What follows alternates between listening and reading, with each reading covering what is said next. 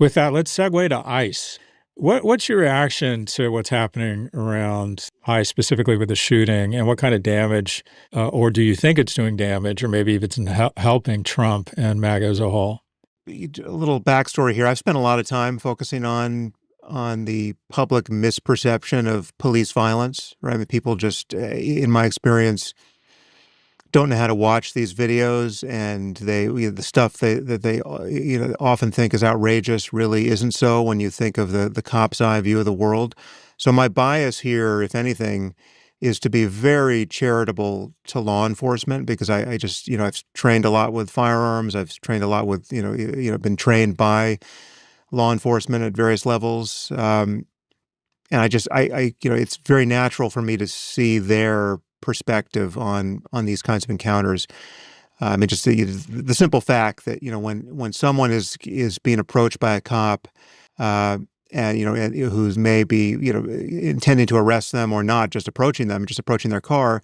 The moment their hands disappear, in a country like America where there's 400 million guns, that becomes an evolving emergency, right? I mean, your hands are everything, right? So people to have no sense of this, right? So they immediately duck down and reach for something, and they don't realize they're putting themselves in danger. So that said, the video that we all saw of this encounter in Minneapolis and the subsequent killing of Renee Good struck me as just a crystal clear instance of a terrible cop, terribly trained, doing something quite unjustifiable, leading to the death of an innocent civilian. Right? I mean, it was.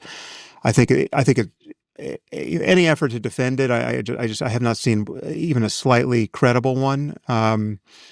Even if you were going to defend the first shot, the subsequent two are just clearly an attempt to ensure that she's dead after the cop is just objectively out of harm's way. I mean, it's just not. So all of that's alarming and awful. But the worst part was the administration's response to it. I mean, just right out of the gate, they started lying in the most. I mean, it's not even. You can't even call it lying on some level because it's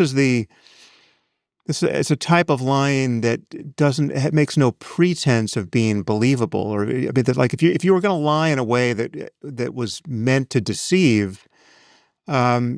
You'd make some contact with the evidence, but here we're just they just seem to think that they can bludgeon us with lies, and that's what's happening. I mean, just literally every word out of the mouth of the president, the vice president, Kristi Noem. I mean, it's just all been to encourage a kind of mass hallucination, and the fact that so many people seem willing to participate in that hallucination right of center is frankly fairly scary. And what do you make of, so what has struck me in addition to where you highlighted the administration's response is how the media has responded. And I can almost tell you how the media responds based on the logo. It just seems like there's a total lack of all critical thinking.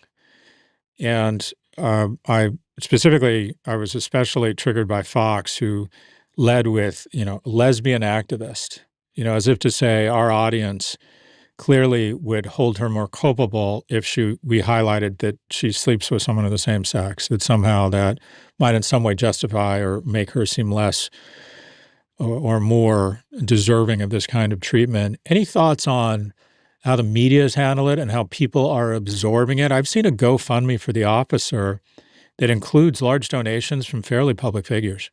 Yeah, well, I'm not even sure why that would be necessary at this point because it sounds like the administration has said nothing but exculpatory things about him, and so I can't imagine any kind of prosecution is in the offing. I'm inclined to bend over backwards to be charitable to law enforcement in these situations, but from what we can tell about the vetting and frenzied recruitment of ICE, it's just clearly they're putting guns in the hands of people who are spectacularly unqualified to be wielding them, and they're putting them in situations with a kind of a philosophy of it's not even law enforcement, right? It's just some kind of public intimidation.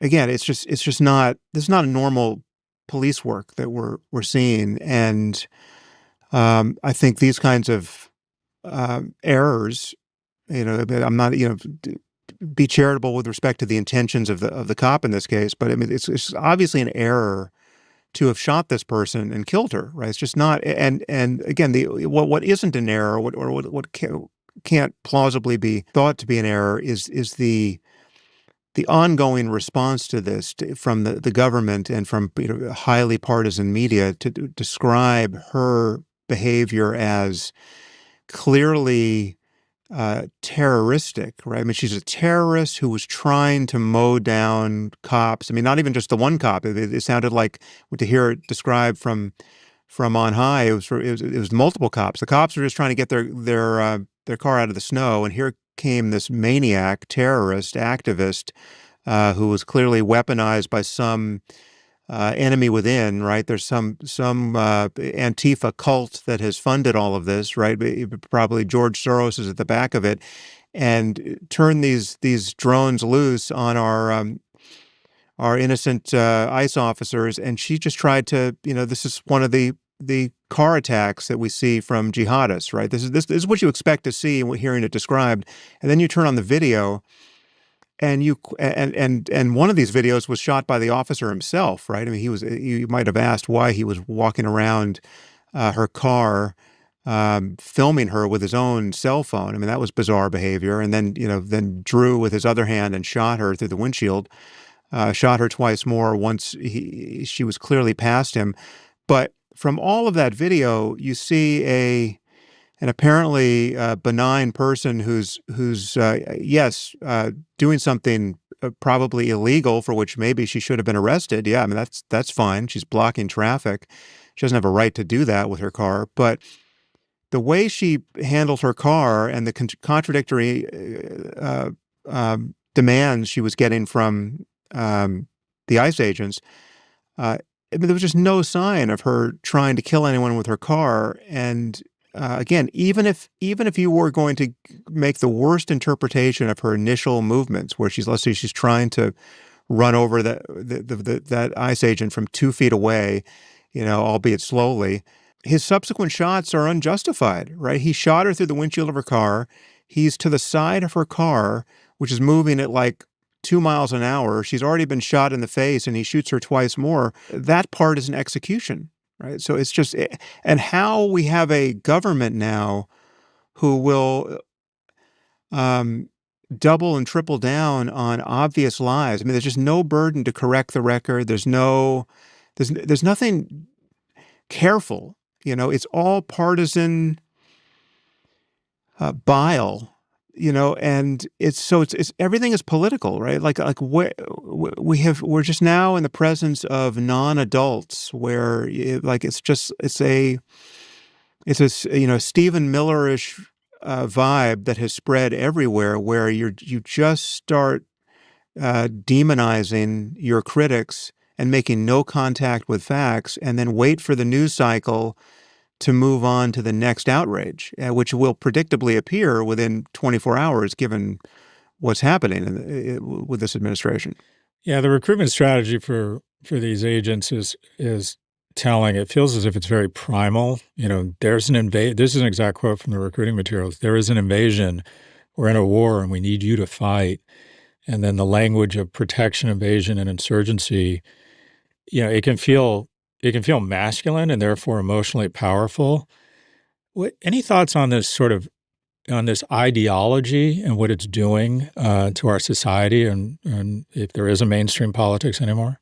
Yeah, it's hard to know where the mainstream is. I mean, we have just fragmented so totally with respect to how we consume information. I mean, but what's so disconcerting about this current event is that, I mean, the information is so clear, and you can be reasonably sure that everyone is seeing the same videos, right? I mean, it's not. There was this initial moment where there was a video shot from another angle, which seemed to make it a little less clear what was happening. But I mean, this is not even a situation where we're